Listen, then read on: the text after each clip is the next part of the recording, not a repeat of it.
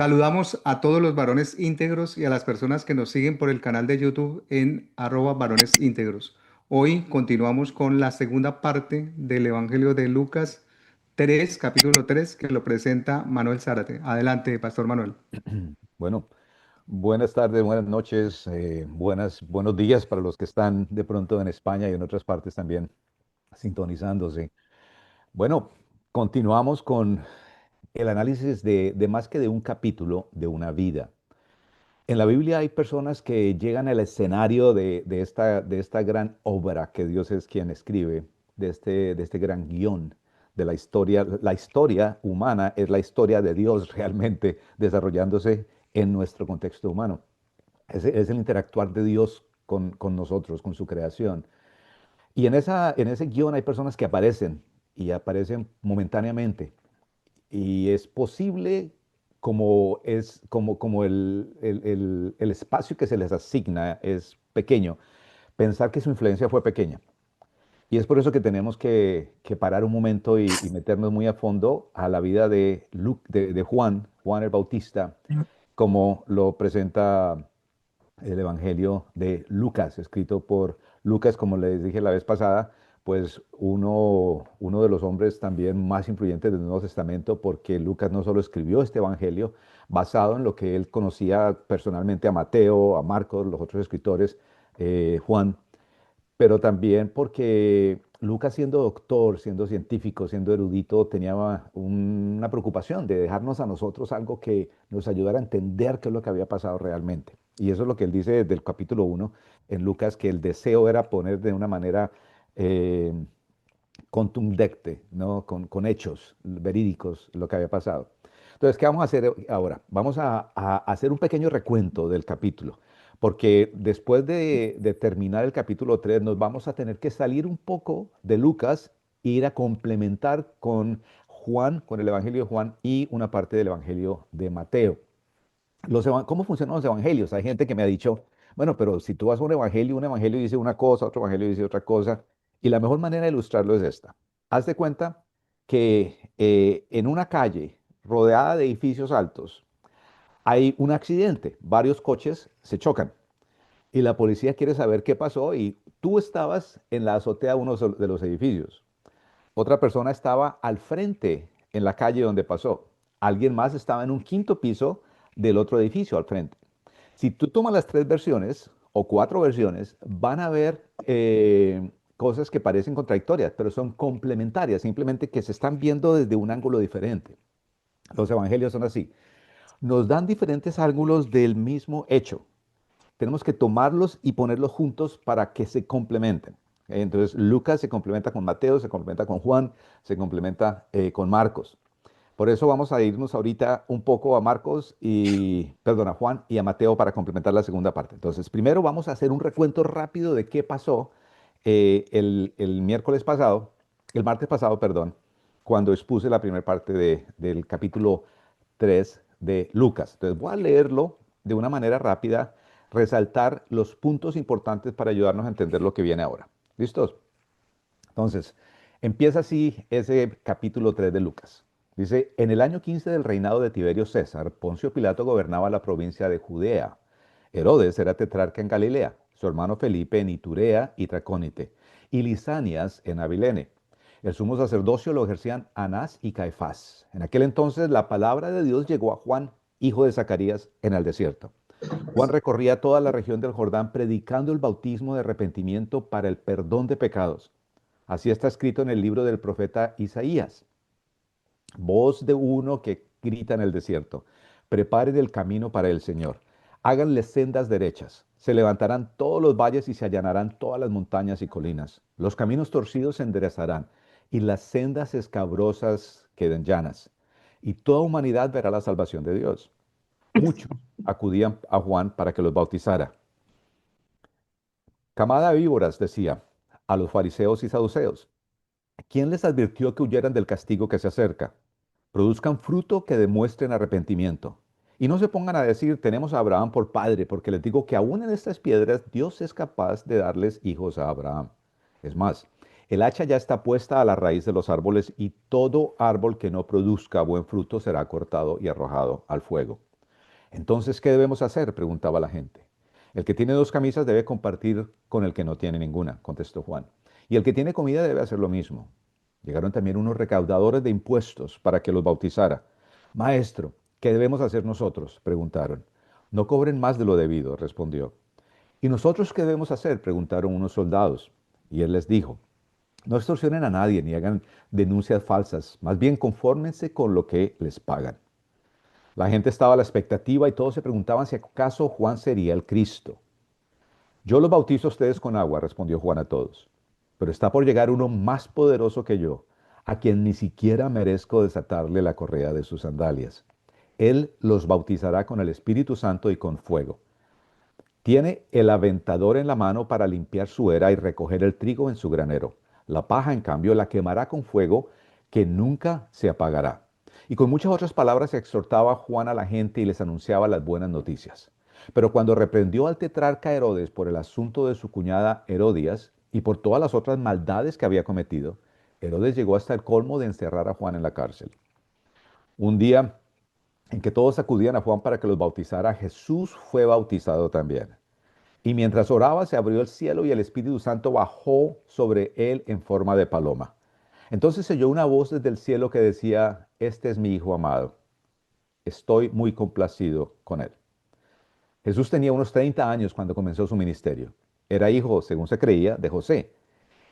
Y luego nos da la lista de la genealogía, que no la voy a leer, pero algo curioso en la genealogía, decía yo, es que no hay mujeres, solo están los hombres. La otra genealogía es la de Mateo. Y curiosamente en la genealogía de Mateo de Jesús aparecen 6 mujeres y 2 de ellas son prostitutas. Acuérdense que Mateo estaba queriendo probar al pueblo judío que este sí era el Mesías. Y lo bonito de este Dios de la Biblia es que a él no le importan las conveniencias sociales y muestra dándonos, o sea, usando estas personas, mujeres en una genealogía para los judíos que no permitían eso, y mujeres dos con duda reputación, de que realmente Dios puede transformar y puede usar a cualquier persona que Él quiera usar. Y ese es el ejemplo que tenemos hoy en Juan. Entonces vamos rápidamente a ver ciertas cosas que nos ayudan a entender qué está pasando acá, porque miren, de nuevo, Juan aparece en la escena y su participación es tan crucial que realmente la podemos obviar, nos podemos perder la riqueza que hay acá. Entonces, paremos un segundo y en los primeros versos, Lucas, el doctor, a propósito, nos muestra una lista de nombres que parecen una receta médica, pero realmente son dos estructuras, una estructura política y una estructura religiosa. Y nos dice allí, primero la estructura política con el César. Acuérdense, César significa hijo de Dios. Es un título que se dio a Augusto, el primer César, cuando Roma pasó de ser una república a ser un imperio, o sea, a ser regido por un emperador, por un rey, por un tirano, ¿no? Digamos. Entonces, luego venía Tiberio, perdón, Augusto la palabra Augusto significa divino. Entonces, el primer César, Augusto, era el divino hijo de Dios. Lucas nos dice quién era el César, ¿por qué? Porque para los romanos Dios solo hablaba por el César. Cuando el César hablaba, se decía que él era ex cátedra, o sea, que lo que él hablaba era la voz inspirada de Dios. El César usaba ciertos términos para él. Uno de ellos era el vicario. Vicario significa la representación exacta de. Entonces, él no solo hablaba la voz de Dios, él era la representación exacta de Dios. Entonces, nos menciona todo este poderío que había ahí, pero luego entra el poderío religioso judío y nos menciona los sumos sacerdotes, Anás y Caifás. ¿Por qué? ¿Por qué menciona el templo y por qué menciona a ellos? Porque para los judíos, Dios solo hablaba en el templo y Dios solo hablaba a través de los sumos sacerdotes. O sea, Dios no iba a hablar a través de un cualquiera. Y miren, en medio de todo eso, luego dice Lucas, la palabra de Dios llegó a Juan, hijo de Zacarías, en el desierto. Eso es un bombazo, eso es una explosión cultural, intelectual, política. ¿Por qué? Porque lo que Juan está diciendo es lo contrario de lo que se llega a creer, de que Dios solamente va a escoger ciertas personas con pedigrí, de que el triunfo va a llegar solamente si vamos a ciertas escuelas o si mandamos nuestros hijos a ciertas universidades o si conocemos a ciertas personas o si nos ubicamos en cierto lugar.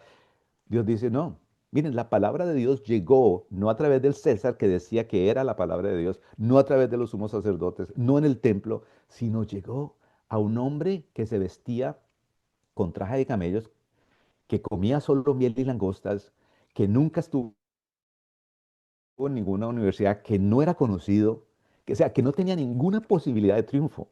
Y llega el triunfo descomunal a este hombre, a Juan.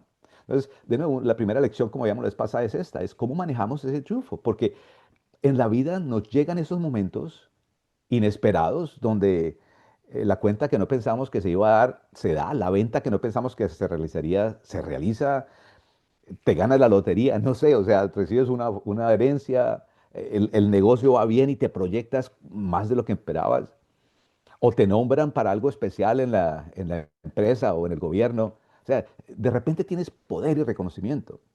Y esos momentos son los que más dañan a las personas. Mira, Juan llegó a la cima de una manera precipitosa, llegó de una manera rápida, eh, y Juan manejó bien eso. Y es lo que queríamos en la vez pasada, ayudarnos a entender un poco de cómo Juan manejó esos momentos, ¿no? Y hay cosas que quiero recalcar rapidito y son estas. Miren, si ustedes se dan cuenta, las personas que aparecen ahí también es importante verlo. Acuérdense en algo, la comunicación nuestra como seres humanos es 80% no verbal. O sea, 20% son las palabras que decimos, 80% son las cosas que hacemos, que escogemos no decir. Y miren que cuando empecé mi vida cristiana hace muchísimos años, yo creía que Jesús era maravilloso por las cosas que había hecho. Ahora soy un poquito más adelante y miro hacia atrás y digo, no, Jesús es mucho más maravilloso por las cosas que no escogió hacer, por las cosas que decidió no decir, por lo que prefirió guardar. Yo antes pensaba que la sabiduría era poder apuntarle el dedo a todo lo que está mal y todos los que están mal. Ahora entiendo que la sabiduría es más cuánto estoy dispuesto a obviar, cuánto estoy dispuesto a no tener que, de nuevo, apuntar el dedo. Entonces, tenemos que tener eso en cuenta porque al estudiar este pasaje hay cosas que no van a ser aparentes al principio. Pero yo les hago una pregunta, miren. Aquí hay, después del verso 9 en adelante, verso 7, perdón, hay varios grupos de personas. Están, si bien ahí, los fariseos y saduceos. ¿Ok? Aunque Lucas dice camarada, camada de víboras, dijo, ¿quién les advirtió? Y no me dice que le está diciendo a los fariseos y saduceos. Cuando vamos a Marcos capítulo 1, sí lo dice. Marcos dice así. Así se presentó Juan bautizando en el desierto y predicando el bautismo de arrepentimiento para el perdón de pecados. Toda la gente de Judea y de la ciudad de Jerusalén acudían a él cuando confesaban sus pecados en el desierto. Perdón, ese verso habla de cómo toda la gente, decía yo la vez pasada, de que hubo un día en que los sacerdotes se levantaron a hacer todos los oficios del templo y nadie llegó al templo. Nadie llegó. O sea, el templo donde cabía más de 1 millón de personas, de repente estaba vacío. Y la gente se había ido toda, dice que toda Jerusalén estaba vacía, ya nadie entró al templo, o sea, perdieron el negocio. Porque este don nadie, un Juan, ¿no? Hijo de Zacarías, en el desierto, les había quitado la clientela. La gente venía a bautizarse allá. ¿Entienden? El bautismo de arrepentimiento para el perdón de pecados era algo que se hacía dentro del templo también. Cuando alguien se bautizaba para seguir no solamente los rituales del Antiguo Testamento, sino era también una señal de compromiso a el fariseo o saduceo, el líder religioso que los bautizara, o por la línea por donde venía ese bautismo. Entonces ellos iban a Juan y era una señal de compromiso hacia Juan también, como líder espiritual. Entonces, eh, tenemos que visualizar todo lo que pudo haber pasado en el corazón de Juan, que es lo importante. Este éxito que llega a la cima en el momento en que Jesús mismo viene y Juan lo bautiza, ¿no? Pero volvamos a las 4 clases de personas que hay. Mire, están los fariseos y saduceos. ¿Ok?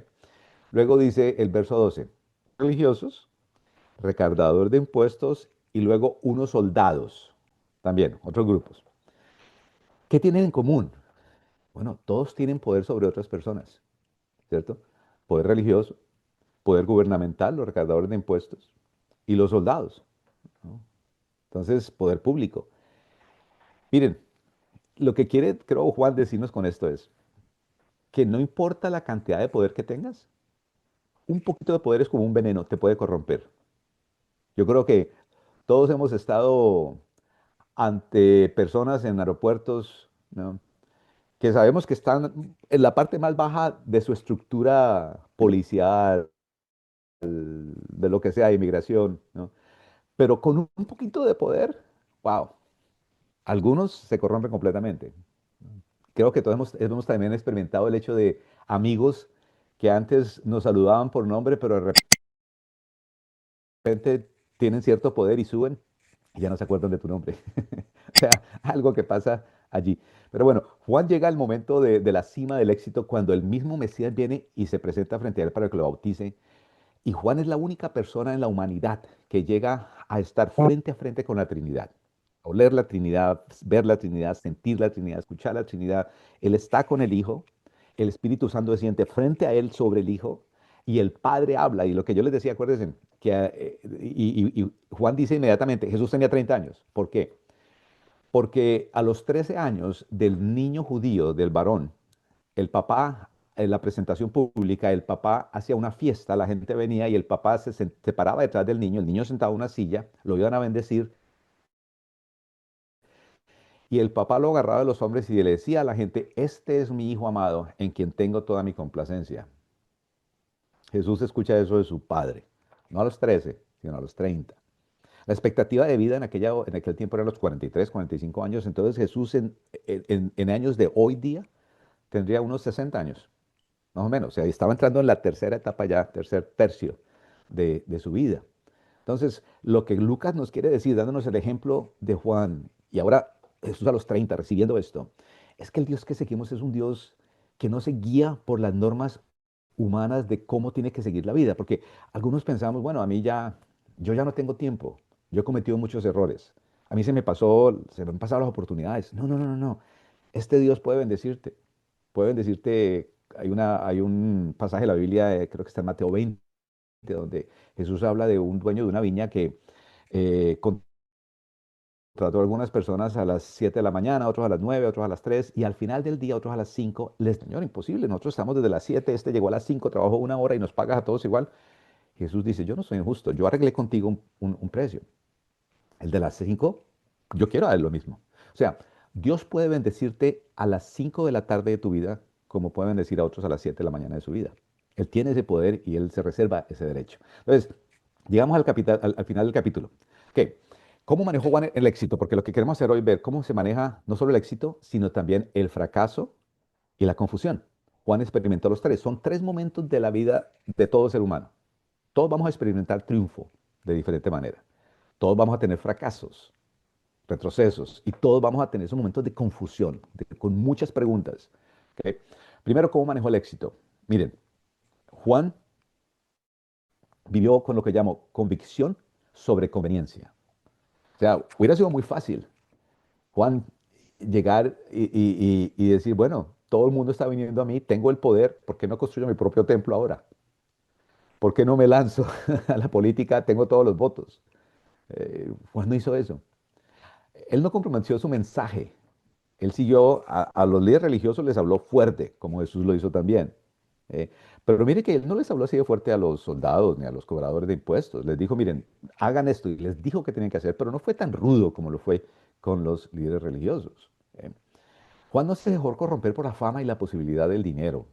Porque imagínense en el dinero al que él pudo tener acceso en ese momento. La fama, de nuevo, el templo estaba vacío. Eso corrompe a cualquiera.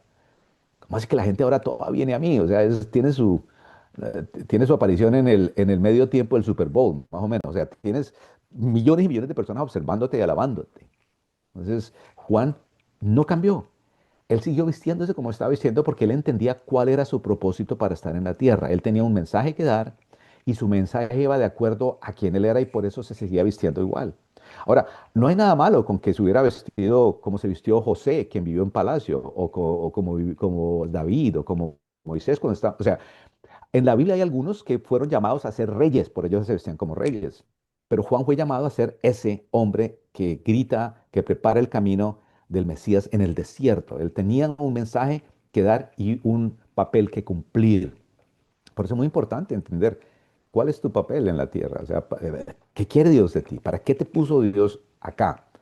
Entonces, Juan de nuevo, convicción sobre conveniencia. Pero lo otro es muy importante, su humildad. Su humildad. Juan no cambió lo que era, para nada. Y para entender en eso de la humildad, miren, tenemos que ir ahora hacia Juan capítulo 3. ¿Listos? ¿Cómo Juan manejó el fracaso? Y vamos a entender algo en el capítulo 3 que son de Juan, que son dos de las doctrinas cristianas de quien Dios es. Nosotros siempre hemos escuchado que Dios es omnisciente, que significa que lo sabe todo, omnipresente, que está en toda parte, omnipotente, que tiene todo el poder. Pero hay otros atributos de Dios, por lo menos la soberanía de Dios, que significa que a Dios nada se le escapa de las manos.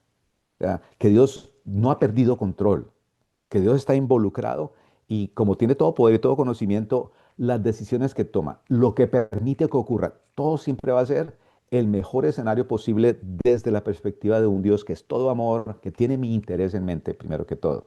Entonces, soberanía. Lo otro es la gracia de Dios. ¿Qué significa eso? La gracia de Dios a través de la Biblia significa que realmente lo que yo tengo me lo dio Dios. Yo no me lo gané. Lo que más corrompe al ser humano es el orgullo. Mira, el diablo, ¿cómo pecó el diablo? El diablo, su pecado no fue sexual. El diablo hasta el día de hoy sigue siendo virgen. Pero el diablo pecó por orgullo. El orgullo es el pecado número uno. ¿Por qué? Porque el orgullo te dice, tú eres quien decide qué está bien y qué está mal, qué es correcto o incorrecto, qué es verdad o qué es falsedad. O sea, tú eres Dios. El orgullo se toma el lugar de Dios. ¿Sí?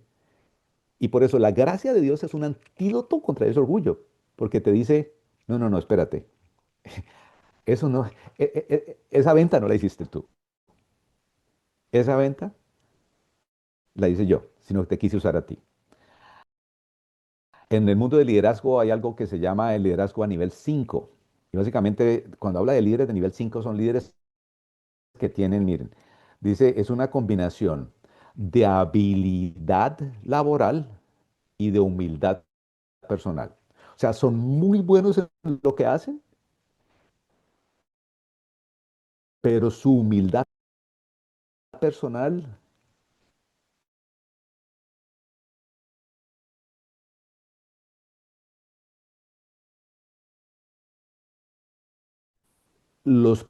hay cero cosas de Dios.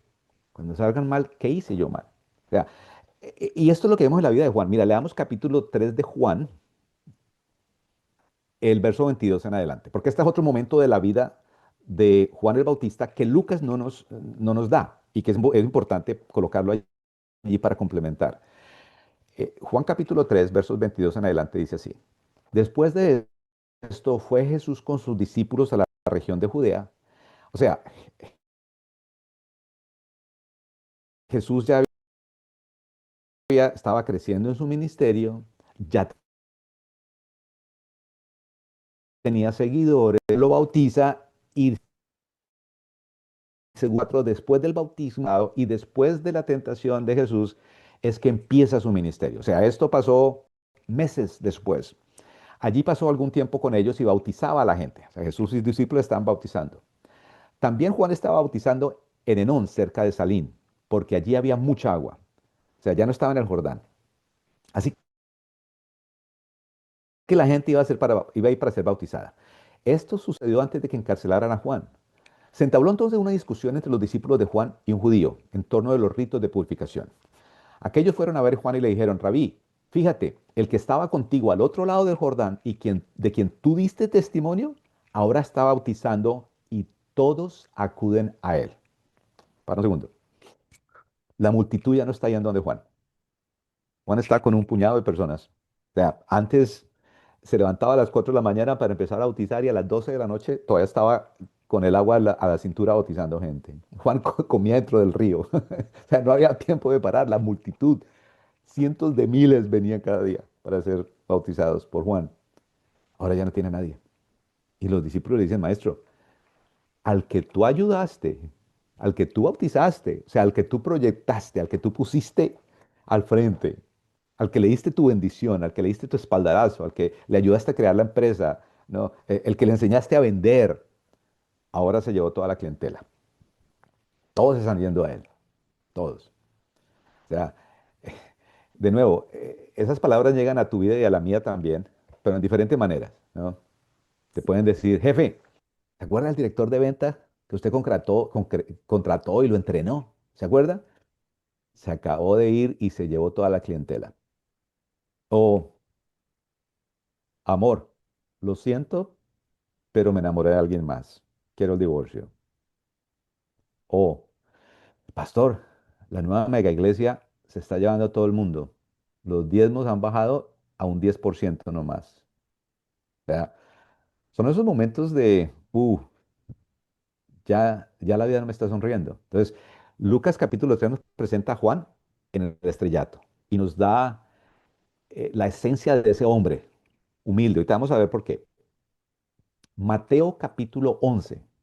Jesús dice en este capítulo que Juan fue el hombre más grande que había nacido de mujer hasta ese momento. O sea, Juan, Señor Jesús lo llama un hombre grandioso a Juan. Entonces, ¿qué lo hizo grande? Uno, yo creo que lo que vamos a leer nos dice que Juan entendía la gracia de Dios primero, por eso pudo manejar bien el triunfo. Mire lo que dice en el verso 27, cómo responde Juan ante eso. Lo primero que sale de él es esto: nadie puede recibir nada a menos que Dios se lo conceda, respondió Juan. Ustedes me son testigos, yo les dije, yo no soy el Cristo, sino que he sido enviado delante de él. El que se casa con la novia es el novio, y el amigo del novio que está a su lado y lo escucha se llena de alegría cuando oye la voz del novio. Esa es la alegría que me inunda a mí, dice él. A Jesús le toca crecer y a mí menguar. Entonces, ¿qué dice él primero? En esta frase está la gracia de Dios y la sabiduría de Dios. Nadie puede recibir nada a menos que Dios no se lo conceda.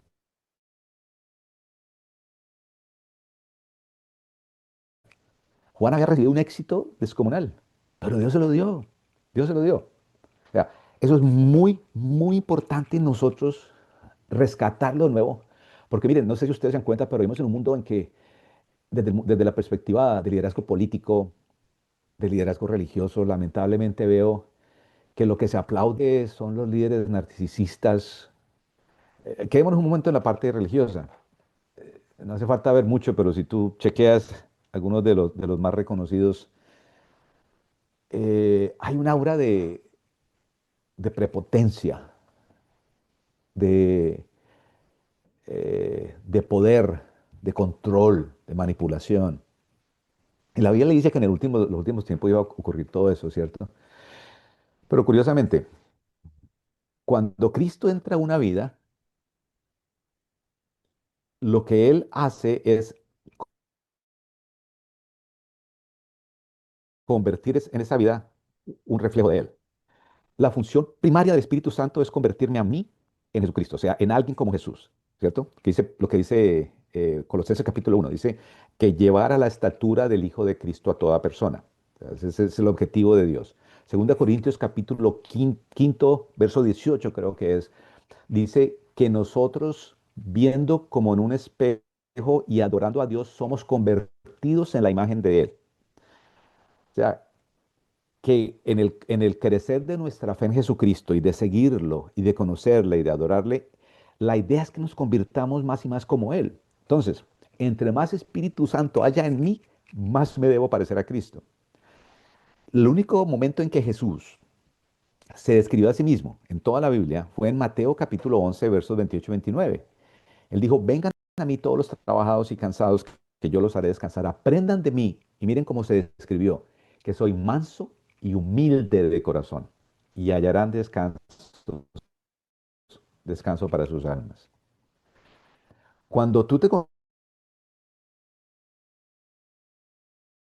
el término manso en la Biblia significa poder bajo control. La idea se usa para un potrillo que ha sido domado y en ese momento de que termina de ser domado, descansa y como que le da todo el control al jinete y le dice, todavía tengo el mismo brío, la misma fuerza, pero ahora tú la manejas. Eso es mansedumbre, es un poder controlado por Dios. ¿Ok? Y humildad. Dice que eso es lo que trae paz alrededor. Pero lamentablemente vivimos en un mundo donde el poder que se le ha otorgado a nuestros líderes religiosos, políticos, culturales, no reflejan eso. Y por eso no podemos tener paz. Entonces, miren lo que Juan hace, la humildad de Juan. Dice, miren, Dios me lo dio todo. Nadie puede recibir nada que Dios no le conceda. Eso te crea, eso hace sentirte una persona humilde. Pero también esto habla del conocimiento que Juan tenía de la soberanía de Dios. Dice, esto es parte del plan de Dios. Además, Juan estaba claro en algo. Dice, ustedes me son testigos. Yo les dije, yo no soy el Cristo. Yo he sido enviado delante de él. O sea, Juan dice, es que, ¿me entiendes? Yo soy exitoso. Yo cumplí mi labor. Mi labor no era convertirme en... Por eso, si ahora me toca hacerme a un lado, triunfé. Entonces, la soberanía de Dios te ayuda a ver esos momentos difíciles de la vida de fracaso como no fracaso, porque si realmente tú sigues a Jesucristo, nunca va a haber fracaso. Nunca, nunca. O sea, si sientes que fracasaste, y de nuevo, somos humanos. Yo a veces siento que fracasé y me llega la ansiedad.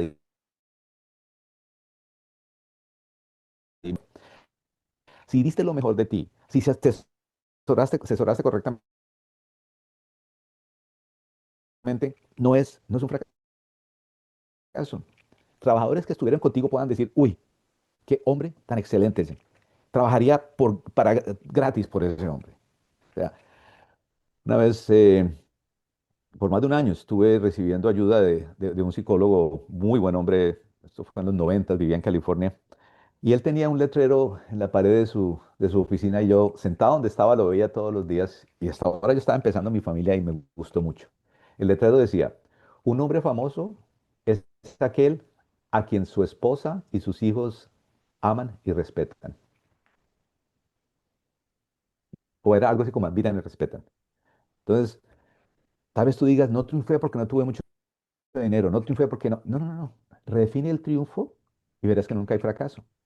Juan dice, miren, yo tenía una labor que cumplir y la cumplí. Y por eso dice, el que se casa con la novia es el novio. O sea, ¿quién no se alegra de un matrimonio? No se pone triste porque no es el que está casándose, ¿no? Sino se alegra por el novio, se alegra por lo que está recibiendo. Dice, Jesús es el novio, la iglesia es la novia, ¿no? Luego vamos a ver eso en la Biblia. Entonces, miren, la gracia de Dios dice, nada es mío, no me lo he ganado, Dios me lo dio. Ni el éxito ni el fracaso vienen si no pasan primero por la mano de Dios. ¿Se acuerdan de Job en el Antiguo Testamento? Job, cuando pasa todo esto, la desgracia del capítulo 1 y 2, dice porque dice que el diablo se llevó todo. Ahora, puedo echar un chiste acá que me llega. Dice que el diablo, cuando uno lee Job, se llevó sus hijos, se llevó su tierra, se llevó su salud, se llevó... El diablo se llevó todo menos una cosa. Dice que nunca se le llevó la esposa. Alguien dijo es que el diablo es sabio. Pero bueno, esta esposa, si lees Job, esta esposa no era muy amable, porque ella es la que le dice, maldice a Dios y muérete. No muy buen consejo. O sea, ahí sale el carácter de esta mujer. Pero Job dice algo, dice, no, llegué sin nada y me voy sin nada. Dios dio y Él quita. O sea, si es de Él, en cualquier momento lo puede llevar. Tengo un amigo muy, muy, muy, muy adinerado. Y él siempre, siempre, yo lo invitaba a dar charlas en muchos lugares, ahora ahí donde estoy yo, y da charlas muy buenas. Pero él una cosa que dice es que todas las mañanas se levanta y hace así. Es un hombre que vale cientos y cientos de millones de dólares. Él decía que él alza las manos y le dice a Dios, Dios, todo lo que tengo es tuyo. Ayúdame a acordarme de eso y ayúdame a ser un buen administrador tuyo. Todos los días. No tenemos que tener cientos de millones de dólares para hacerlo. Miren, tal vez tu único patrimonio es una bicicleta. Tal vez tu único patrimonio es un carro. No importa qué, tú y yo tenemos que hacer ejercicio. Todo es de Dios. Dios, tú me diste la salud para trabajar. Hacemos las manos. ¿Por qué? Porque si es de Él decide cuándo lo va a pedir, ¿cierto? Él decide. O sea, eso nos da tranquilidad y paz. De que Él es el que decide. Tus hijos no son tuyos, tu salud no es tuya, tus cosas que has adquirido, materiales no son tuyas, son de Él. Él te permite administrarlas, disfrutarlas. Pero entonces Él puede quitarlas, llamarlas cuando quiera. Y eso te ayuda en esos momentos tan difíciles cuando llegan las pruebas, los momentos de pérdida, porque se vuelve algo nivelador ahí dentro. Mira, algo interesante que pasa en esos momentos y va a pasar ahorita en la confusión. Eh, Pero permíteme terminar esto. Dice, una clara definición de propósito personal la tiene Juan. Yo les dije, yo no soy el Cristo, yo tenía que preparar el camino para él. Definición personal. ¿Quién eres tú? ¿Quién eres tú? ¿Eres menos cuando entras en bancarrota? No, delante de Dios no. Delante de Dios no. Dios siempre va a decir, eres mi hijo amado, en ti estoy complacido. O sea, Dios no te juzga ni te califica como el mundo lo hace. Para Dios no hay fracaso, tú no fracasas, tú no fracasas. Para Dios no lo es. Si fuéramos a verlo desde un punto de vista humano, Juan fracasó, ¿cierto? Terminó decapitado en una cárcel solo. Jesús fracasó, terminó sin seguidores en una cruz. Pero ¿qué vino después? ¿Entiendes? Entonces, de nuevo, para Dios no hay fracaso. Si tú sigues a Jesucristo y estás siguiendo el plan que Él tiene para tu vida. Y la soberanía de Dios. Juan dice, Dios está en control de toda situación. Ahora vamos rápidamente a la última parte de confusión de la vida de Juan. Miren Mateo capítulo 11. Está en el capítulo 11, versos 2 al 6. Juan estaba en la cárcel. Cuando vamos al capítulo 3 de Lucas, vemos que Herodes lo metió en la cárcel porque Juan confrontó a Herodes,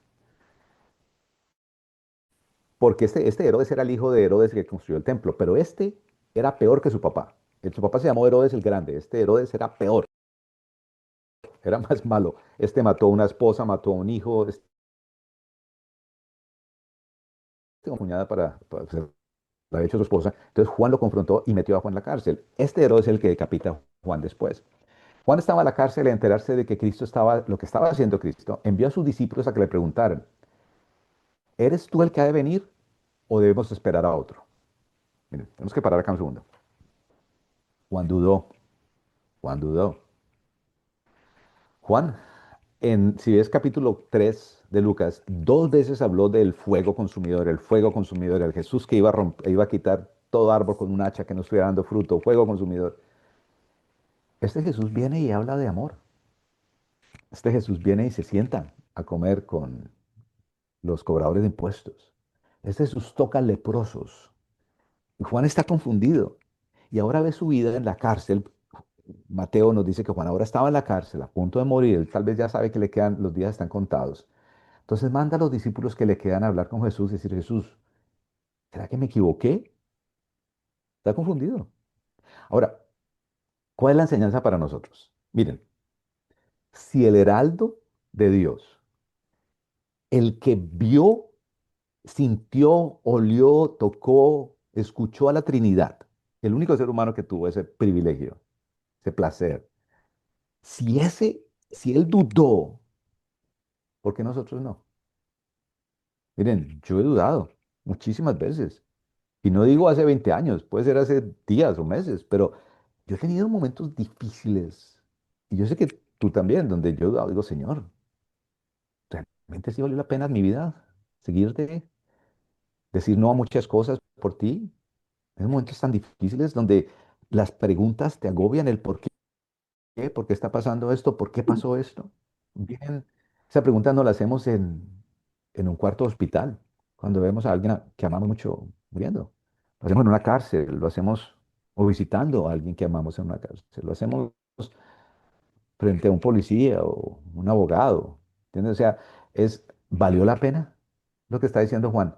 ¿Valió la pena todo eso? Si eres tú el Mesías o me equivoqué, no ha llegado el Mesías. Miren, lo bonito de Juan es esto.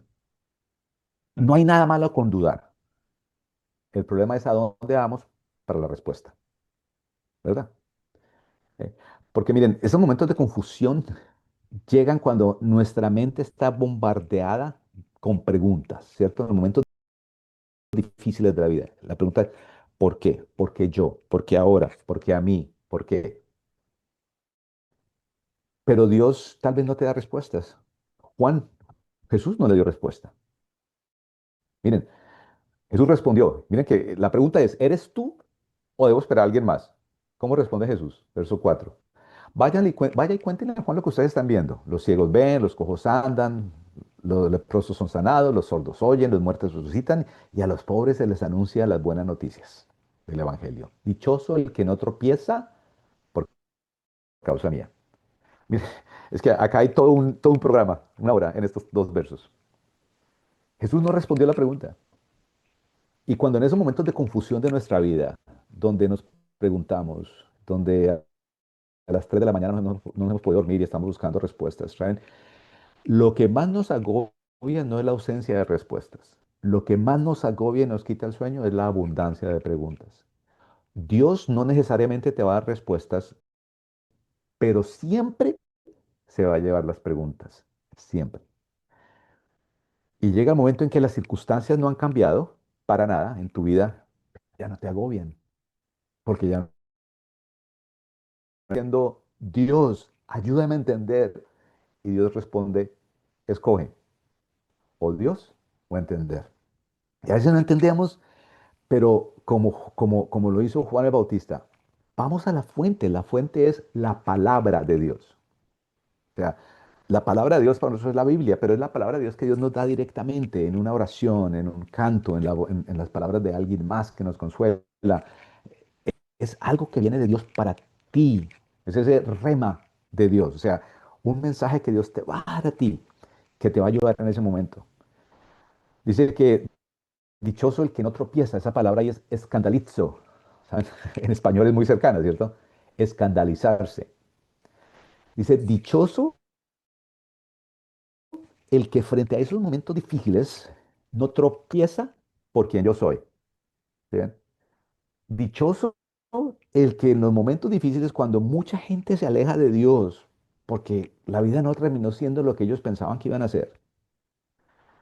Y yo sé que tú y yo hemos estado ahí en la posibilidad de que las cosas no fueron bien y culpamos a Dios. Hay un verso en Salmos que dice que el ser humano tuerce su camino y luego culpa a Dios. O sea, echamos la culpa a Dios de todo lo malo, pero nos atribuimos todo lo bueno, cuando debe ser lo contrario.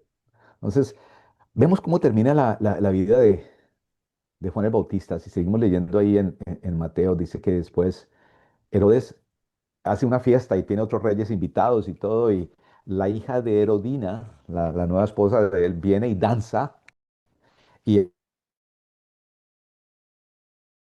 Herodes le dice a la niña, lo que tú quieras te voy a dar, me encantó el baile. Y ella va y le habla a la mamá, y la mamá le dice, pide la cabeza de Juan. Y Herodes manda a matar a Juan, le quitan la cabeza y se la traen, y se la da a Herodina, la emperatriz, perdón, a la esposa de Herodes. Y así muere Juan. Los discípulos lo entierran. Pero, de nuevo, para mí es muy especial es la vida de Juan el Bautista. Estoy escribiendo un libro sobre Juan el Bautista, ya voy en dos terceras partes, mm, que quiero realmente sacar, y es eso, es triunfo, fracaso y confusión. ¿Cómo vivimos esos momentos inescapables de la vida? En los momentos de triunfo, de nuevo, la gracia de Dios. Todo lo que tengo me lo ha dado Dios. Entonces no se me sube a la cabeza, es de Dios. Mi empresa es de Dios. Mi fama es de Dios. Mis habilidades, Dios me las dio. Y le doy gracias. La gracia de Dios me ayuda a que el triunfo no cambie quien yo soy. Me mantengo humilde porque digo, yo no me lo gané, es Dios el que me lo dio. Yo le doy gracias, pero esto vino de Dios. Los momentos de fracaso realmente no los hay para el cristiano. Es la soberanía de Dios, como dijo Juan. Miren, nada viene si no es parte del plan de Dios. Nada viene si no es parte del plan de Dios. Y Juan sabía también ese propósito personal que él tenía, que Dios le había asignado. O sea, yo cumplí la labor que Dios me dio. Estoy acá en la tierra para ser un buen esposo si estoy casado. Para que mis hijos puedan decirme que hice un buen papel, que me equivoqué y fui humano, pero que los amé y me respetan por eso. ¿Ven? Tal vez la empresa no sé qué es la más grande, pero los dos o tres empleados que Dios te da pueden decir gracias. Gracias porque mi familia es mejor, porque usted me ayudó. Gracias porque, ¿me entiendes? Y luego cuando llegan los momentos de confusión, es ¿a dónde vas? Está bien dudar, está bien desesperarte, está bien. Y ahí es donde el ser humano muchas veces en esos momentos de confusión va a agresión, va a depresión o va a adicción. O sea, ahí vamos, porque estamos tratando de saciar esa ansiedad tan fuerte, no pararla de alguna manera. Entonces, Juan no lo hace. Juan dice, vayan a Jesús. Y a Jesús mismo le pregunta. Yo creo que es la lección para nosotros, de que podemos ir a Jesús y decirle, Señor, no entiendo esto, no lo entiendo. Lee los Salmos, donde el salmista dice, tú me abandonaste, pero luego dice, Señor, pero yo sé que tú eres bueno. O sea, esto siento, pero yo sé algo diferente. Entonces, si el heraldo dudó, yo creo que está bien que tú y yo dudemos en ciertos momentos de la vida. ¿Realmente valió la pena vivir para Jesús? ¿Realmente valió la pena decir no a tantas cosas para Jesús? Entonces, son las enseñanzas que nos da la vida de Juan el Bautista, empezando en el capítulo 3 de Lucas, pero yendo más allá, a, de nuevo, Juan capítulo 3 y a Mateo 11.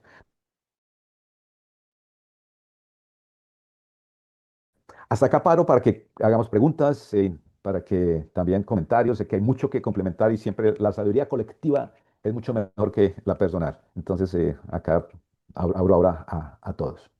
Gloria a Dios que te da esa sabiduría, Manuel, para poderla transmitir. Excelente presentación. Y qué bueno que la tengamos grabada, porque es tanta la información y tanta la enseñanza tan profunda que necesitamos escucharla posteriormente. Yo creo que comenzamos con la ronda de preguntas. Yo, preguntas, comentarios, aportes, inquietudes, y yo tengo los míos y los dejo para el final. ¿Quién abre? Jorge Nadine tiene el micrófono abierto. ¿A qué llamas Heraldo, Manu? El heraldo es el proclamador, el que va al frente, el que en un sentido comunica algo visiblemente, audiblemente. Es un Pero Dice que, heraldo. sí eres. ¿a quién te refieres? A Juan, No. Juan el Bautista era el heraldo del Mesías. O sea, él iba al frente del Mesías proclamando, viene el Mesías y Ah, preparando el camino para el Mesías. correcto, correcto, sí. Eso viene de Isaías. Sí, cómo no. ¿Quién más? Eduardo, ¿tienes el micrófono abierto? A ver, oh, sí. Bueno, no, pero sí me surgió una pregunta ahora que el pastor Manuel hablaba sobre la edad de Jesús, que es como tener ahora unos 60 años, más o menos las edades en que estamos nosotros. El crecimiento de Jesús en sus 30 años a los 20, todo eso, como una madurez en que va cambiando cada que el tiempo va pasando, o siempre como Jesús es el mismo ser en su madurez. ¿Sí me explico? De 20 años es la misma persona que murió de 33 años en su madurez, o hay un crecimiento, un desarrollo en la madurez de él para llegar a ser una persona como termina siendo. Hay un verso de la Biblia y se me olvida ahorita dónde está. Creo que es Juan quien lo dice también, o si alguien lo quiere buscar, donde dice que Jesús crecía después del evento de a los 12 De años los cuando 12 fue años, llevado al sí. templo. Sí, ¿Perdón? de los Jesús 12 años. crecía en sabiduría, dice textualmente Dice, el después tema. de eso dice que Jesús crecía en estatura, en, como con los seres, con las personas, o sea, en buen reporte con las personas y en su conocimiento de Dios. Y toca buscar ese verso porque ahí lo que nos da es uno. ¿En Jesús como dónde cuando... está ese verso? ¿En Sí, dónde? espérate, ya lo buscamos. Porque es fabuloso. Lucas 2:52 Perdón, aparece, Lucas 2:52. Lucas 2:52, ¿cómo dice? Y Jesús Eh, crecía en sabiduría y en estatura y en gracia para con Dios y los hombres. Y en Ok, Lucas o sea, 2:40 dice, y el niño crecía y se fortalecía y se llenaba de sabiduría y la gracia de Dios era sobre él. ok. O sea, si ves, nos da un progreso para Jesús. Dice que crecía en estatura, físicamente, como cualquier ser humano, en sabiduría y en gracia con los seres humanos y con Dios. O sea, si ves ahí menciona la parte física, la parte social, la parte espiritual y la parte intelectual. O sea, Jesús nos lo muestra como un ser humano que se desarrolla también, como todos los demás. Date cuenta que Jesús eh, estuvo en su casa. Jesús nunca se casó, o sea, realmente salió de su casa a los 30, no a casarse, sino a hacerse el ministerio, porque los hombres que no se casaban se quedaban en su casa, cuidando a los papás, ¿no? Aunque Jesús era pues el hermano mayor. Eh, Mucho de lo que nos dicen los evangelios, como Juan decía, tenía 30 años, a propósito no lo dice. Él ejerció la labor de su papá, ser carpintero. Acuérdate lo que dije la vez pasada también, que era que a los 13 años había un examen que se hacía, pues, figurativamente, pero al niño judío, los líderes, saduceos y fariseos, hacían su ronda y cuando los niños cumplían 13 y le hacían un examen, y los niños más capacitados, los que mejor se memorizaban el Torá y el Mishpah y todas esas cosas, eran hechos discípulos, pupilos de ellos, eran los acólitos en un sentido.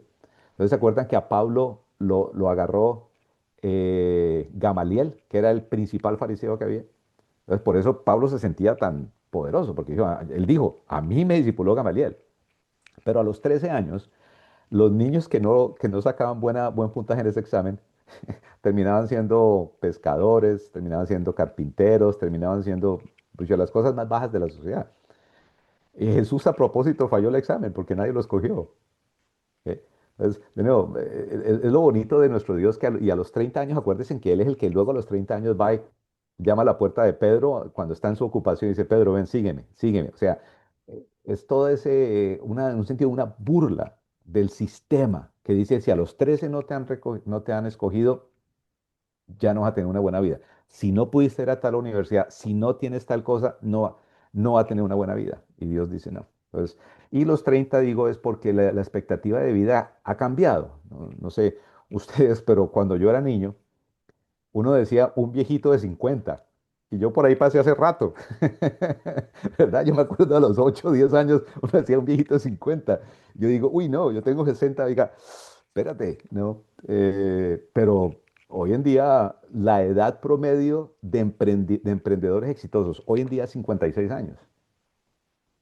Entonces, las cosas han cambiado mucho. En la época de Jesús, de nuevo, la expectativa de vida eran 43, 45 años. Y Jesús tiene 30, está entrando a la tercera etapa, ¿cierto? Después es 15, 30, 45. O sea, si hoy vivimos hasta los 90, 30, 60, 90. Entonces, por eso lo digo. Manuel, hay una pregunta que tengo con relación al versículo número 7.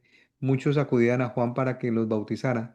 Entonces manejas cuatro grupos. Tomé nota de los cuatro grupos, grupos de poder. Uno que era el de cuando se refiere a la camada de víboras, se refiere a los fariseos y a los saduceos sin decirlo en el versículo. El segundo eran los recaudadores de impuestos y el tercero los soldados. Lo del cuarto era gente del común. No, ahí me equivoqué. Hay cuatro grupos, pero tres que tenían poder. O sea que tres que tenían poder y el cuarto gente del común. La gente del común, que no La tenía gente del poder común. alguno. Ok. Ahora, Lucas no dice fariseos y saduceos, pero cuando vas a Marcos, Marcos dice que menciona lo que eran los fariseos y los saduceos y los doctores de la ley, a quienes a quienes Lucas le dice víboras también. Lo otro es que Marcos es el que dice que toda Jerusalén iba a ser bautizada por Juan. O sea, la gente de toda Judea, o sea, que toda la gente del pueblo, toda la gente de la ciudad, toda la gente de la región iba a Juan. Entonces, Marcos lo complementa de esa manera. Preguntas para tener claridad sobre el tema mientras alguien me levanta la mano o activa el micrófono. En la relación que hubo entre Herodías y Herodes, que era una relación que condenó Juan el Bautista, esta relación la condena porque aún estaba vivo el esposo, el primer esposo, que era el papá de Salomé, que Ujú. no lo veo en el registro bíblico, pero me imagino que tú con tu investigación habrás llegado hasta allá. Porque en otra parte de la Biblia tengo entendido que era costumbre judía que si se moría una señora, pues el hermano del esposo se podía encargar de la señora. Ajá. Aquí la condenación es altísima y tengo entendido que era que estaba vivo todavía el papá de Salomé, por decirlo de alguna manera, Ujú. el esposo de Herodías, de Ujú. Herodías, sí, la esposa, la mamá de Salomé, la Sí, que bueno, tomó lo como que tú esposa. hablas de la ley judía es la ley de redimir, ¿no? Ujú, Que era que cuando yo moría, el pariente más cercano tenía que redimirme a mí. Pasa con Ruth en el Antiguo Testamento, ¿verdad? Por eso la mamá, la suegra de Ruth le dice, devuélvete, porque Orfa ya se devolvió, porque yo no tengo ningún pariente cercano. Ella no sabía que existía vos. ujú. Entonces, se llama la ley de la redención. Por eso a Jesús también le dicen, ¿te acuerdas cuando los fariseos le dicen, Jesús, una mujer, un hombre murió y su esposa se casó con el hermano y ese también murió y luego siete hermanos y todos murieron. ¿De quién es la esposa? Y Jesús les dice, ustedes se Así. equivocan porque en el cielo vamos a ser como los ángeles, significa asexuales, o sea, allá no hay mujer, hombre, matrimonio, no. Entonces, lo que había pasado, sí, Sí, tienes razón, de correcto, Manuel. que, Entonces, me das ahora que recuerdo ese evangelio de del matrimonio de la mujer con los siete hermanos, que todos se murieron sí. extrañamente, me da pie para preguntarte, ¿estaba vivo el papá de Salomé? O sea, ¿No se llamaba porque Felipe? él, No se llamaba Felipe, es que no me acuerdo bien, no me ajá. acuerdo. mm, Pero digamos que en la lógica de la enseñanza, para que fuera un pecado, debería estar vivo el padre de Salomé. sí, y Para que acuérdate, Juan condenara sí, a Herodías, esa relación que tenía Herodías con Herodes, que a la postre acuérdate pues le que costó la muerte. sí, pero acuérdate que no fue solo ahí, el verso dice, por eso y por muchas otras de las maldades que cometía él. Ujú. ¿Entiendes? Ya, claro, claro, por supuesto. Fue tan Sí, solo yo una creo de que ellas. sí, era Felipe, ella era la esposa de Felipe, ese se la quitó a la esposa, al hermano, Ujú. Ah, y el Tengo papá de una Salomé, sí. pregunta, ¿Va quién? ¿Fernando? tengo una pregunta. Dale, Fernando. Basada en el versículo 11 de Mateo 11, cuando tú dices que el Señor habla de Juan el Bautista, dice, entre los que nacen de mujer no se ha levantado otro mayor que Juan el Bautista. La pregunta es la que sigue, pero el más pequeño en el reino de los cielos mayor es que él. Esa parte no la he entendido nunca. ¿Qué significa que el más pequeño en el reino de los cielos es mayor que él? Yo creo que de nuevo, acuérdate que es el reino de los cielos. Jesús Sí, acaba de decir, miren lo que yo hago. Los ciegos son sanados, los leprosos son sanados, o sea, todas estas cosas que yo hago. Yo estoy haciendo el reino dentro de esto dentro del plan mío para la humanidad. ¿Ok? Dice, realmente la persona más pequeña, aún Juan que nació de ser humano, o sea, él dice de la persona más grande que ha nacido de ser humano, o sea, de una mujer, dice, es Juan el Bautista. Esa es la persona, desde el punto de Jesús, desde el punto de vista mundano, humano, social, Juan es un hombre de grandeza, es un hombre de grandeza, viéndolo desde ese punto de vista. Pero ¿qué es el reino de Dios? La justicia de Dios, la misericordia de Dios, todo lo que es eso de Dios. Dice aún el más pequeño puede llegar a ser más grande. Entonces nos involucra a nosotros ahí. Y podríamos entrar y de pronto acá hay otros que puedan complementar eso. Qué significa realmente? ¿No? Yo creo que es en el contexto en que Jesús lo dice, que es respondiendo a la pregunta de Juan y la duda de Juan.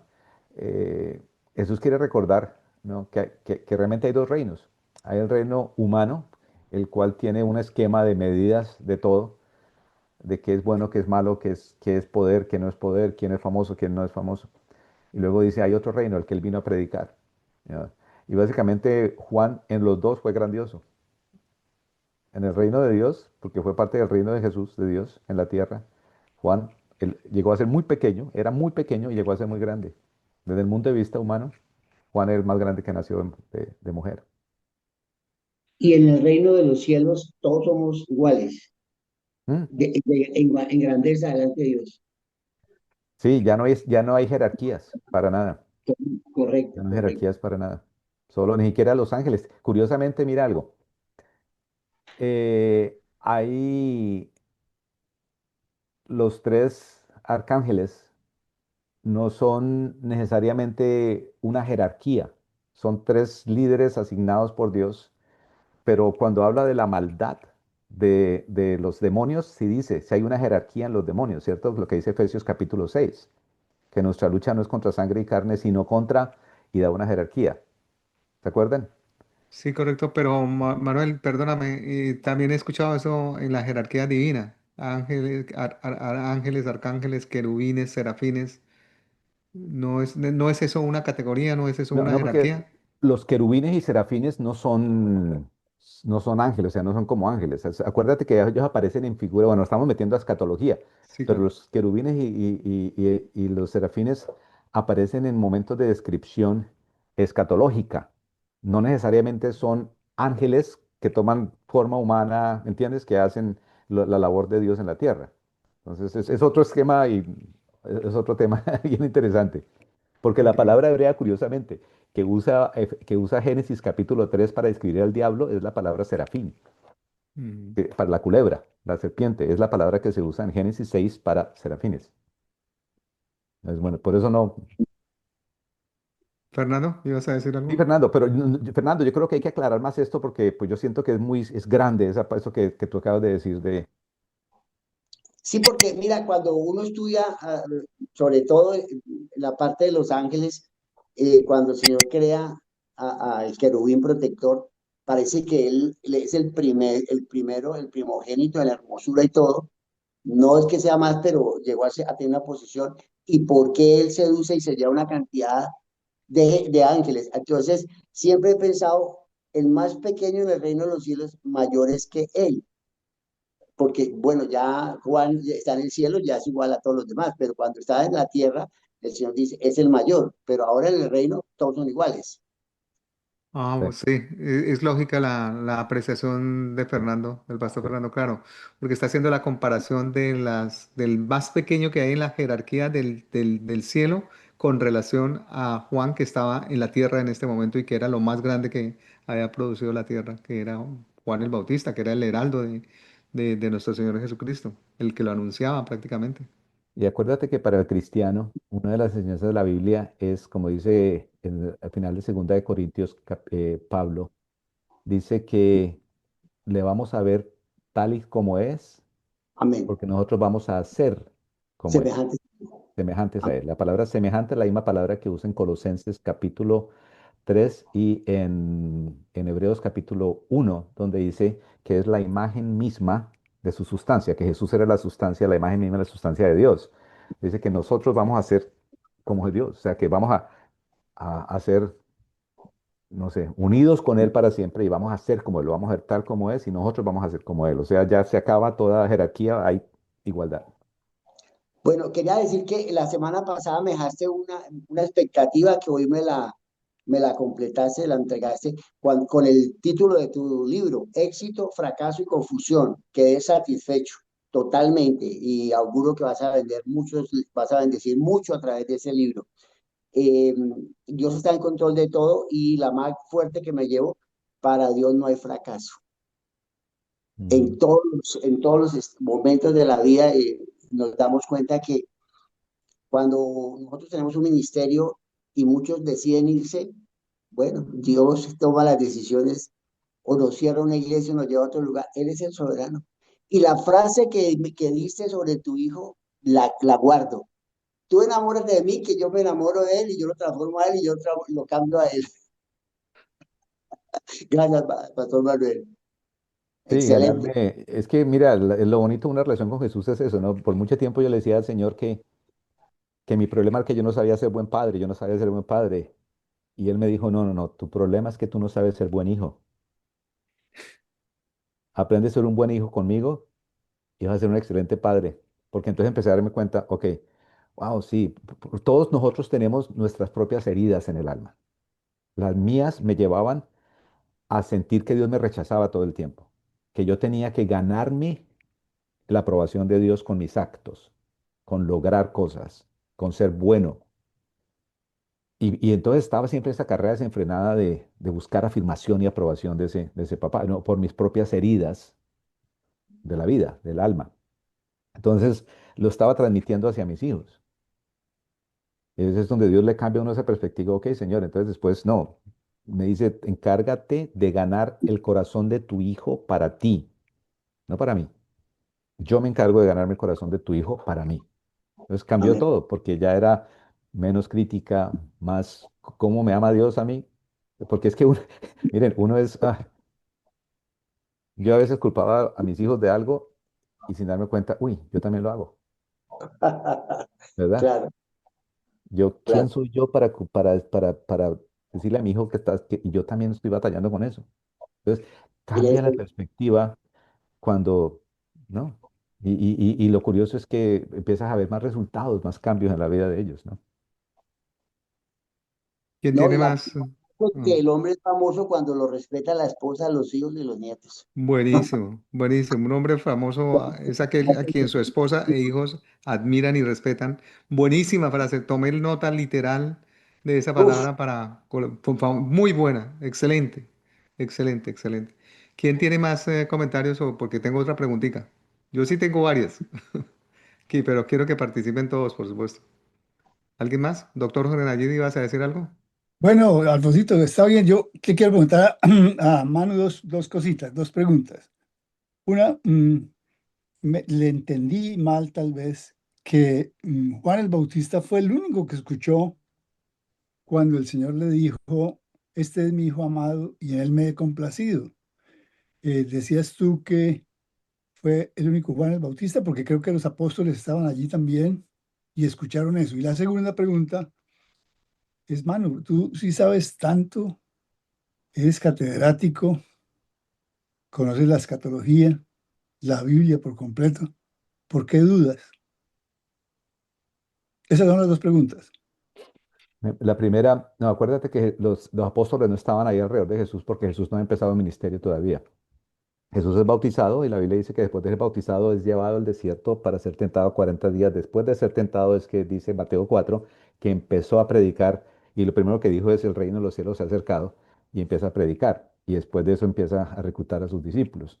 Entonces en el bautismo no estaba él. Juan no fue el único ser que escuchó la voz de Dios, porque acuérdate que en la transfiguración, cuando el Señor Jesús va al monte de la transfiguración, está con Pedro, está Ujú. con Juan y está con Jacobo, con los tres que siempre están en los momentos más críticos. Y ellos también en la transfiguración vieron a Elías, vieron a Moisés, vieron a Jesús y dicen, y escucharon la voz del Padre. Pero Juan el Bautista fue el único ser humano que estuvo a 1 metro de distancia, tocando al Hijo, escuchando al Padre y viendo al Espíritu Santo bajar. O sea, fue el único ser humano que estuvo tan cerca.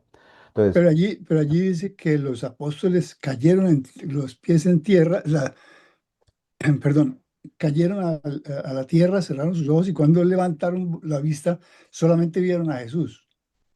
sí, no, por eso, esto es lo que sí, yo sé, eso pasa en la transfiguración, pero lo que te digo es que en la transfiguración también Dios habló y dijo, este es mi Hijo amado, en el que tengo complacencia. Ujú. Sí, Pero sí. cuanto a Juan, lo que estoy diciendo es que es diferente para Juan porque uno fue el único ser humano que estuvo tan cerca de la Ujú. Trinidad, nadie más lo ha estado en la historia humana. Ok. Y lo que quiero decir es que aún él, que tocó, que sintió, que vio, que llegó a dudar, creo que el Señor pone eso ahí en la Biblia para decirnos a nosotros que está bien que nosotros dudemos, que es normal en la confusión dudar. Lo que lo hace grande es que cuando él dudó y cuando estuvo confuso, él fue a buscar respuestas de Dios. O sea, él necesitaba una palabra y fue a la palabra que es Jesús. Porque a veces nosotros dudamos y nos alejamos. O sea, en esos momentos de confusión fuerte, o corremos a Dios o corremos de Él. Y de nuevo, cuando corremos de Él, vamos a una adicción, a muchas cosas.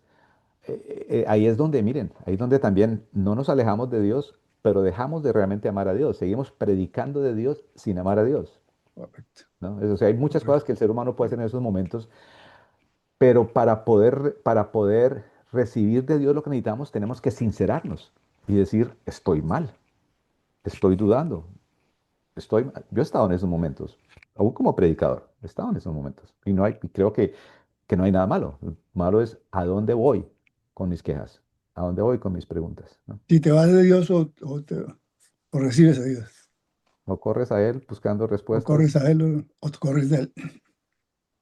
Correcto. Pero, Manuel, pero normalmente esta duda surge en momentos de angustia, en momentos de aflicción. Yo creo que lo que Total. registra Mateo 11 en el capítulo 2 y 3, Juan el Bautista estaba en la cárcel. ¿Qué más tribulación que estar en la cárcel? ¿Qué más confusión que esa?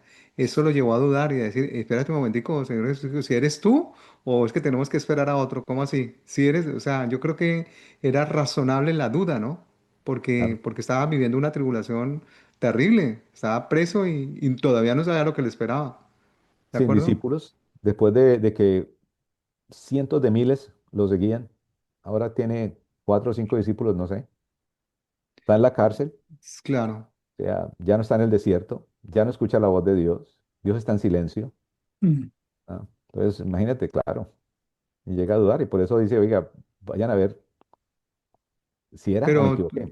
¿tú consideras que fue un acto completamente voluntario hacer, digamos, enseñar a los discípulos Entre ellos estaba el de Juan, el discípulo amado, que venía desde Galilea hasta Jerusalén a ser enseñado por Juan el Bautista. Y Andrés, el hermano de Pedro. O sea, ellos hacían sus pasantías o su maestría con Juan el Bautista y se los entregó. Juan entregó todo. Es que eso era como entregar la carne, el corazón, todo. La vida. Todo se lo entregó, Mm, entregar la vida. ujú. Entregó la vida y se quedó sin nada. O sea, todo eso se lo entregó a Jesús. A veces en la humanidad me pongo a pensar si él dudó en que se iba a quedar sin nada. O sea, eso le generó una soledad absoluta, me imagino yo. Sobre todo en la cárcel, en el En momento la que está en cárcel. la cárcel. Acuérdate que él nunca había pisado una cárcel, ¿no? Mm, claro. Él llega ya a morir en la cárcel. Su vida empieza en el desierto de niño, transcurre en el desierto es llamado, la gente va al desierto, o sea, él nunca sale del desierto. Pues Y, y luego va a una cárcel donde lo mete este hombre y podríamos decir, ah, bueno, terminó en las manos de alguien poderoso, no, era parte del plan de Dios. vamos con Edmundo que tiene micrófono activo. Yo pienso, entre otras cosas, que él tuvo que tener también una gran satisfacción que todo lo que preparó, todo lo que hizo, todo por lo que creyó se cumplió. Desde la barriga, cuando María va a ver a su prima, ella sabe que está en estado porque él dice que en su barriga ya sentía que venía Jesús. Entonces, nadie le creía lo que él decía y por lo que proclamaba y por lo que él soñaba con que pasara. Él tuvo la satisfacción de ver todo eso realizarse. Claro, después está preso, pero aquí hay una cosa bien importante. Todos los judíos esperaban que Jesús fuera un guerrero que venía a pelear y iba a ser el rey, iba a acabar con los romanos. Y aparece una persona totalmente contraria, muy parecida a Juan. Entonces no entendían. El mismo Juan eso no lo entendió. O sea, él pensó que él iba a acabar con todo lo malo, iba a acabar con los romanos, iba a acabar con toda esa porquería que tenían los romanos, entre Herodes y la hija y todo.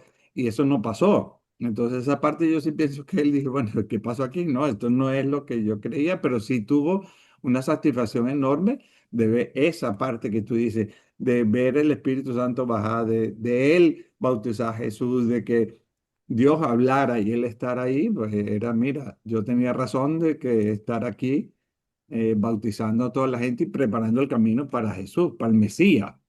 Eso me parece que es una belleza. Por parte, la Biblia dice también, por tus frutos te reconocerán, ¿no? Entonces, eso que hablaste de cómo antes, pues la gente ve por tus frutos, ¿ve? Y te valora, uno cree que lo valora por uno mismo y te valora por los frutos, ¿no?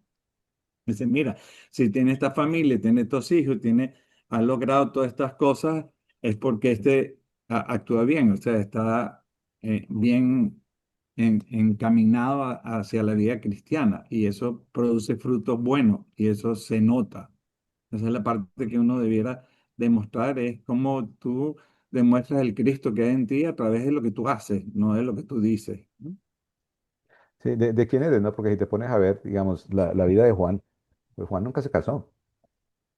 Mm. Juan nunca pudo disfrutar muchas de las cosas de la vida que son, bueno, lo que hace un hombre exitoso. Hijos, esposa, no sé, mucho, no, ni siquiera fue pescador, ni siquiera fue carpintero, ni nada de eso. Bueno, Creo sí, fue que el mayor alma en el momento. sí, sí, sí, claro, pero Depende digo de cómo que lo era, veamos, ¿no? sí, sí, sí, pero digo que empezó, o sea, él estaba tan abajo, abajo, abajo desde el punto de vista humano de la sociedad, que ni siquiera era carpintero o pescador, que eran las labores más bajas que habían, ¿no? Entonces, yo creo Sí, que pero ahí había un problema que toda la clase alta iba a ver a Juan el Bautista. por eso, Entonces todos, era así que, bueno, lo querían, lo adoraban, lo veneraban, y eso era la parte que le molestaba a Herodes y a la esposa, pues, que era así como que le estaba quitando el puesto, ¿no? El poder que podía tener Juan el Bautista.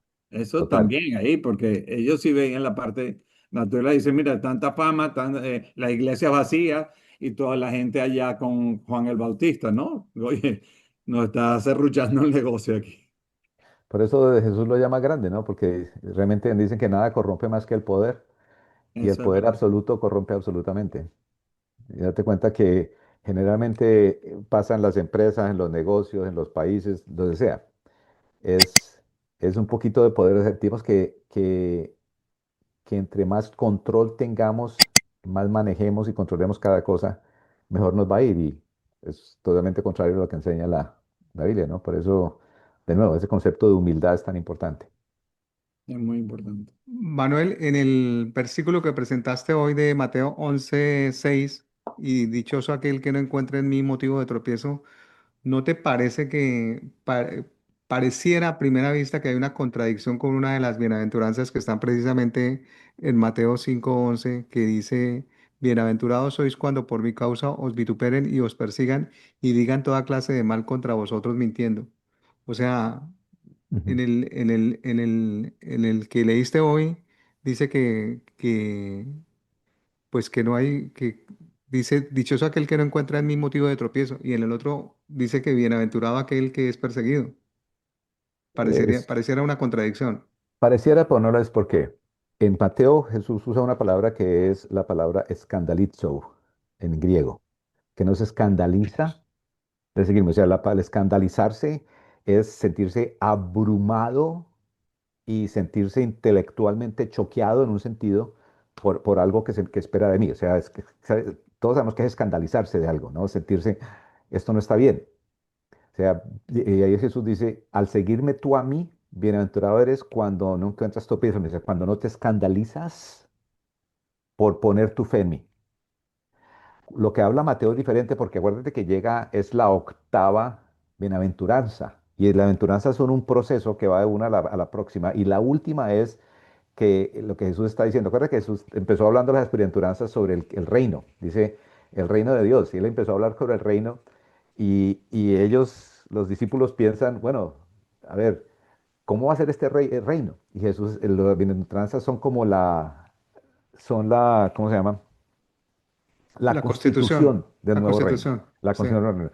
Y él dice en la octava es que van a ser perseguidos como los profetas, porque básicamente lo que está diciendo, si ustedes hacen esto correcto, van a estar al nivel de los profetas del Antiguo Testamento que fueron perseguidos por causa de Dios, fueron también, no, dice, va a ser el resultado inevitable de hacerlo, ¿no? De seguirme a mí, como lo hicieron los profetas del Antiguo Testamento. Son dos cosas diferentes, es porque él está diciendo en Mateo 11, bienaventurado eres tú, dichoso, cuando no te escandalizas en tu fe siguiéndome a mí. O sea, cuando no tropieza tu fe porque no ve la evidencia, las circunstancias no están de acuerdo, cuando tu fe va más allá de las circunstancias que vives.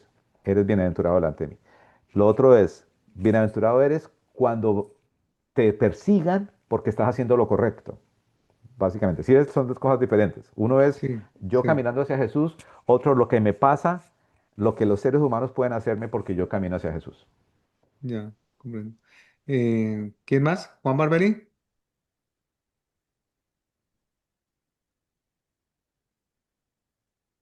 Julio, no te Pastor, escuchamos. Contale, Juan.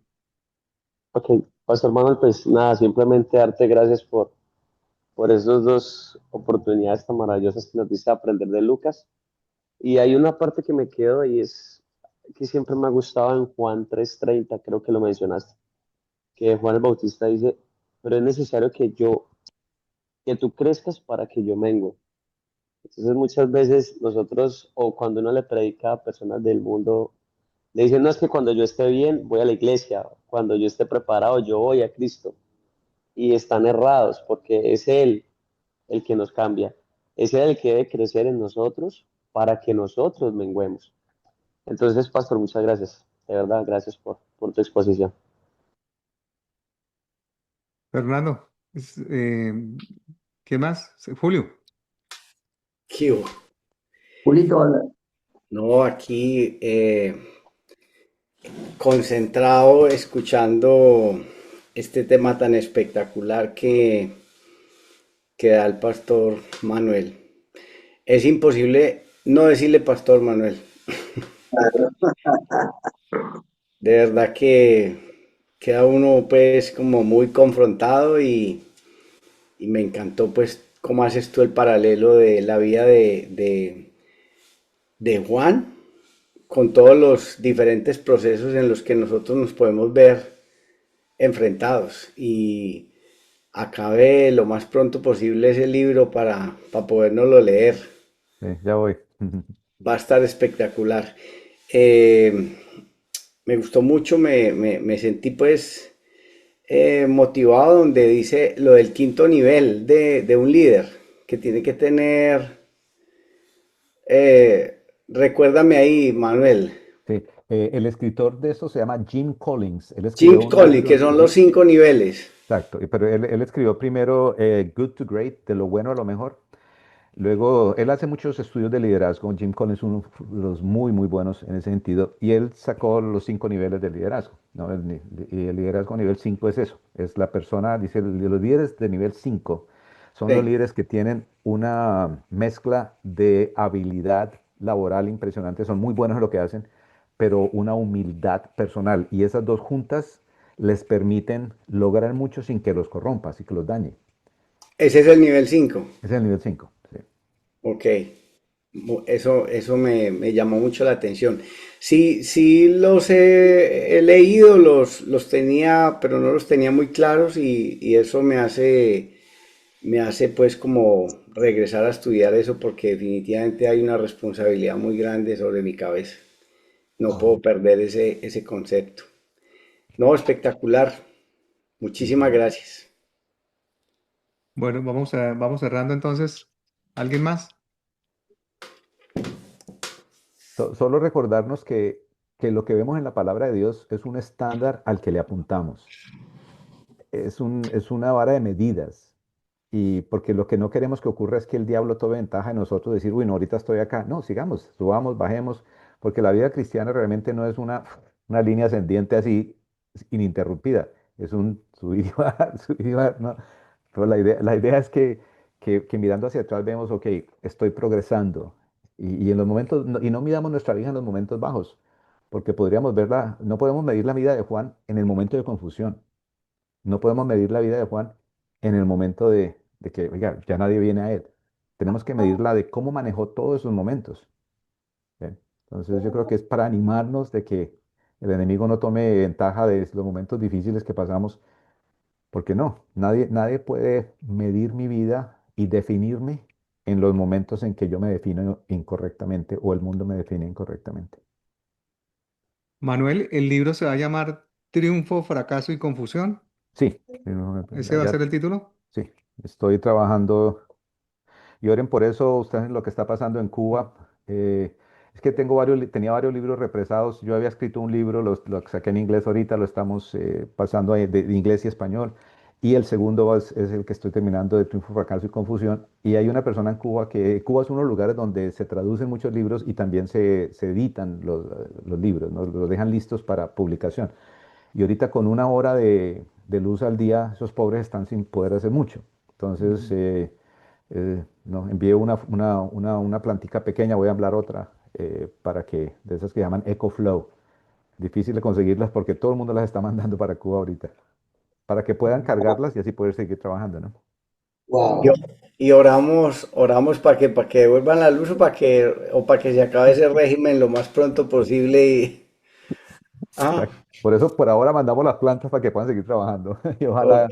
ojalá que sí, que cambie eso. Fernando, nos despides en oración y no se vayan a ir porque necesitamos anunciar los siguientes capítulos, por favor. Oiga, yo tengo una pregunta, oyendo la exposición del hermano Manuel.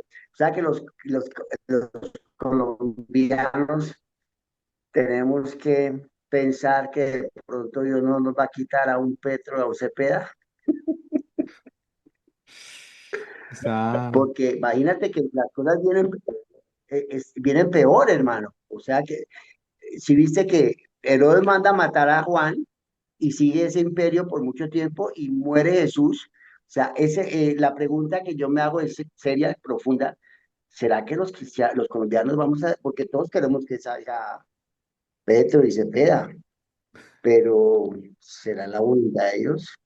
Mira, ¿Será lo curiosamente, que Dios cuando he tiene estado en preparado Cuba para predicando, unos pastores me dicen que lo que ellos temen es que va a pasar con el cristianismo cuando caiga el régimen, porque vienen a Estados Unidos y ven el estado del cristianismo en Estados Unidos y en otros lugares y dicen, ¿qué nos va a pasar acá? Porque la gente en la necesidad súper entregada dice, queremos que haya la libertad, que caiga el régimen, pero también nos asusta el pensar qué va a pasar con el cristianismo cuando caiga el régimen, ¿no?